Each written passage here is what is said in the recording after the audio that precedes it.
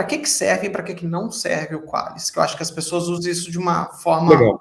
Desorganizada. Legal. Ó, eu acho que, como tudo, tá? Especialmente, às vezes, algumas coisas que você vê, tanto na ciência, quanto na gestão, quanto na definição de políticas, o Qualis teve um papel muito importante, tá? Teve um papel indutor muito importante. Às vezes, as pessoas se deixaram levar por esse papel indutor, algumas delas, às vezes, muito errônea, equivocadamente, pela falta do entendimento do que é o Qualis, tá? Então vamos por partes, tá? O que é o Qualis? O Qualis é uma coisa que ele foi criado para avaliar esse grupo, esse conjunto de pesquisadores da qual a gente disse, né, olha, a CAPES cuida de grupos, né, de coletivos ali, de pesquisadores. Ele foi avaliado, foi criado para isso, tá? Tentando fazer uma certa indução, eu diria, né, para elementos de qualidade, e aí existem muitas críticas com relação a isso, sobre o que se refere por qualidade, né, muitas pessoas falam da perspectiva do JCR, o SJR como se isso fosse sinônimo de qualidade. Bom, eu diria, pode não ser um sinônimo de qualidade, mas é um sinônimo de pelo menos uma referência, uma boa referência. Né? Por que é uma referência? Porque, em tese, as revistas que têm bons fatores de impacto, elas conseguem ser muito mais seletivas, elas visam publicar boa ciência, tá? São muito lidas no mundo. Então, eu tenho um certo indicador. É fato de que existe o contra-argumento, que algumas pessoas dizem assim, olha, alguém publicou lá um artigo numa revista de alto impacto que nunca foi citado. Acontece, mas a probabilidade é muito pequena, tá? A gente acaba, entre aspas, legislando sobre exceção, tá? Existem casos? Existem casos, mas me preocupa muito mais é aquele que não tem um bom processo de revisão.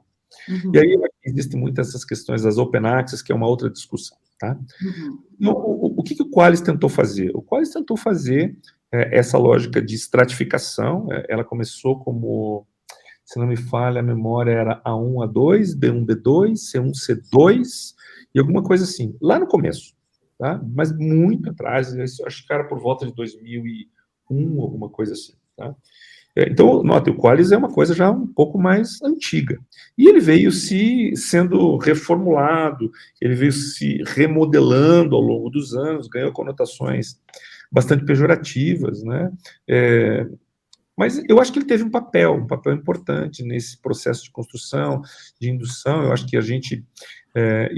o Eduardo Kobo tem um gráfico que ele mostrava aqui, acho que na faixa de 2001, 2000, a gente tinha publicado... Dava para você olhar no gráfico e acho que ele não passava de 10 artigos publicados internacionalmente no país, na nossa área, tá? Na área 21.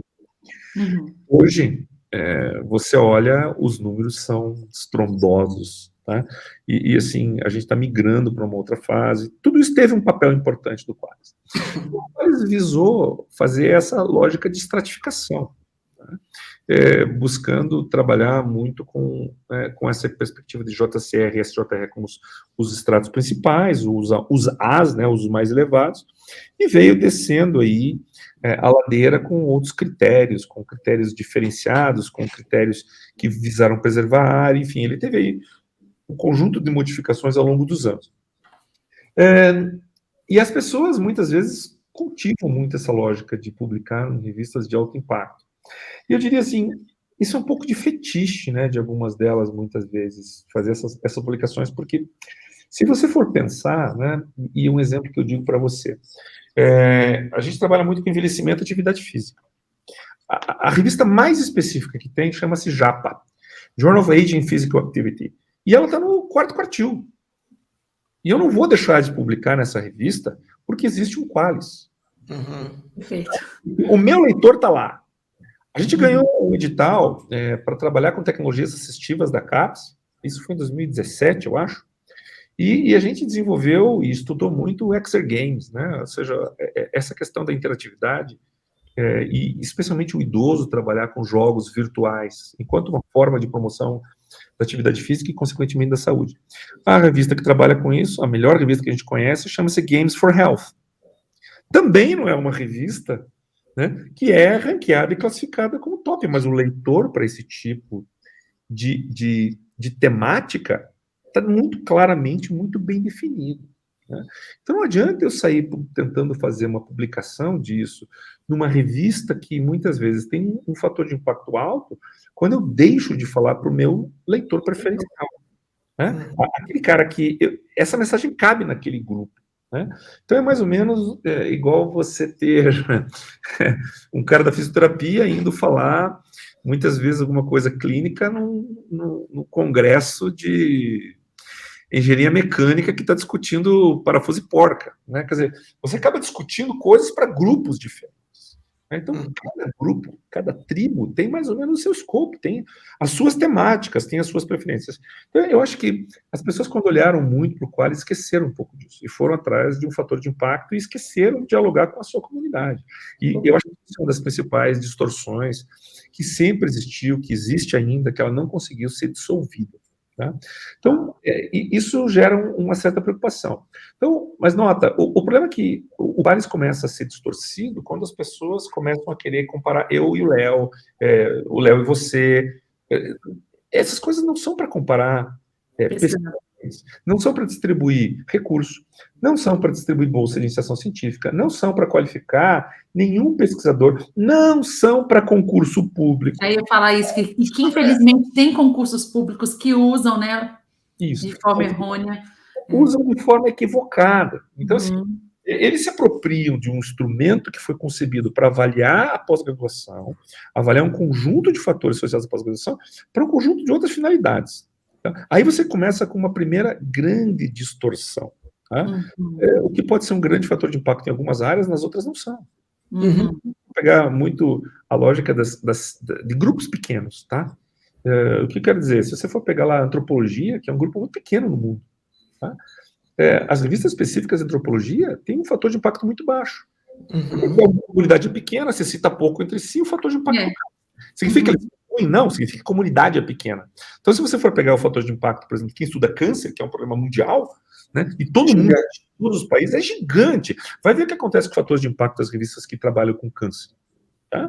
40, 50, quer dizer, e assim por diante. Ou seja, são revistas que têm um público, uma massa crítica gigantesca. Óbvio, tem uma dificuldade muito grande de publicar lá, porque eles devem receber, né, artigos em quantidades assustadoras, mas, por outro lado, eles conseguem colocar um filtro nisso, né, muito grande, para pescar realmente ali dentro as pesquisas que são muito relevantes.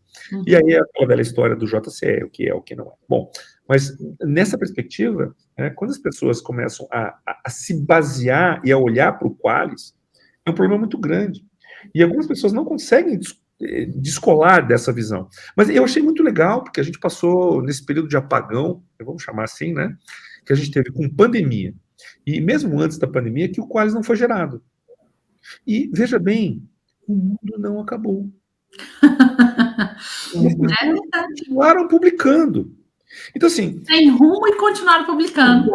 Não, perderam o norte, né? Igual parece aquela cena das formiguinhas, né? Que quando rompe a linha, assim, nossa, e agora? Para onde eu vou? Para onde eu vou? Para onde eu vou? Bom, você tem que parar de pensar de seguir a linha, né? E dizer, olha, o que é importante eu publicar? Quais são as boas revistas das nossas áreas? E eu diria assim, ó, se hoje uma pessoa não consegue identificar uma boa revista na sua área, nós temos um problema. Né? Hoje a gente brinca, né? Houston, we got a problem. Tá? Por quê? Se o sujeito que trabalha numa área, que em tese deveria ser atualizado, não sabe quais são as melhores revistas na sua área, desculpa, vai fazer outra coisa. Ou está no lugar errado, né? Está no lugar errado. Está no lugar errado. Ou então, é aquele sujeito que fica lendo, né, revistas ou artigos publicados aí com fontes duvidosas, né? Revista predatória, revistas que não têm indexação, não têm revisão por pares e assim por diante.